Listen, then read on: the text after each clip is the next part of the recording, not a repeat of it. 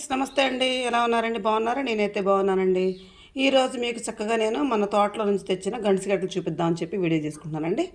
ఇదిగోండి చక్కగా గండిసిగడ్డలు తవ్వుకొచ్చారండి నేను పొలం నుంచి. వీటిని చక్కగా నీట్గా కడిగేసుకొని చక్కగా ఒక బండి వేసుకొని పొయ్యి మీద పెట్టానండి వాటర్ పోసి.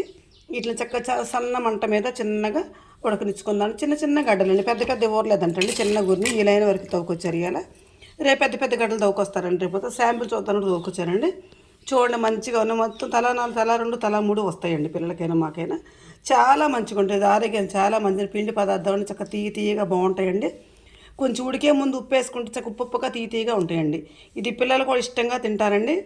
పిల్లలు తింటే వెంటనే ఇంట్లో మొత్తం కూడా మేము అందరూ కూడా గనుసుగడ్డలు అంటే ఇష్టం. మా అత్తగారు అయితే అండి ఇది కూర చేసేది. మా అత్తగారు అండి ఇందులో సాంబార్లో కూడా ముక్కలు వేసేదండి వీటిని. చాలా మంచిగా చాలా టేస్ట్ ఉంటాయండి. చూడండి ఎంత బాగున్నాయో. ఇది ఉడికిన తర్వాత చక్కగా వీటిని మనం మంచిగా పిల్లలకి స్నాక్స్ పెట్టి మీ వీడియోలో మీకు చూపించి నేను తింటానండి. ఇక చూడండి.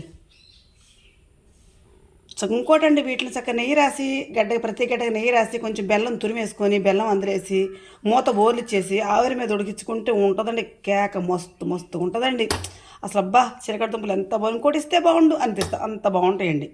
చూసారండి? మీకు నచ్చితే నాకు ఒక లైక్ ఇవ్వండి. Please subscribe.